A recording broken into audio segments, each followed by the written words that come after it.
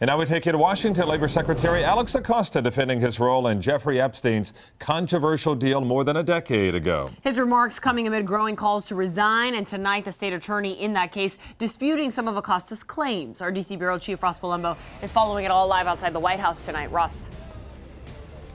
Well, Calvin and Nicole, tonight the president not saying a word about any of this. But in the meantime, South Florida's Alex Acosta is still refusing to resign, refusing even to apologize, and now placing the blame squarely on a Palm Beach County prosecutor who he says almost let Epstein off the hook.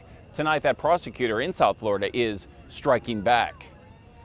In our heart, we were trying to do the right thing for these victims. Without apology, Labor Secretary Alex Acosta defying calls to resign, defending his plea deal with sex offender and South Florida billionaire Jeffrey Epstein. There was value to getting a guilty plea. After more than 30 women accused Epstein of sexually abusing them as teenagers in 2008, Acosta brokered a deal with him to plead guilty to lesser charges. I pled guilty to solicitation of prostitution. Epstein then receiving a 13-month sentence that allowed him to leave jail 6 days a week. Because letting him walk, letting what the state attorney was ready to do go forward would have been absolutely awful. Completely wrong, says the Palm Beach prosecutor. Hello, my name is Barry Krischer. The state attorney from back then now blasting Acosta, saying if Mr. Acosta was truly concerned with the state's case,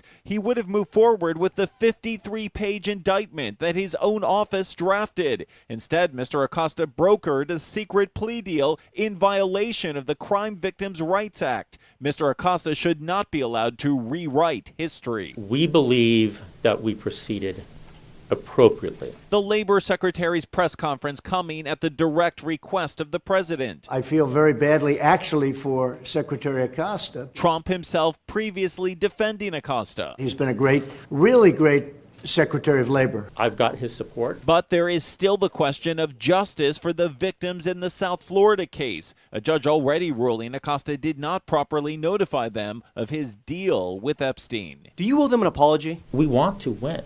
We want to put Epstein away. Well, a source close to the president tonight telling me that the president did not watch Alex Acosta speak today live. He plans on reviewing that tape later. But Nicole and Calvin, so far the president still apparently hasn't seen it. He certainly hasn't commented. Ross Palumbo live for us at the White House tonight. Ross, thanks a lot. We'll see you tomorrow.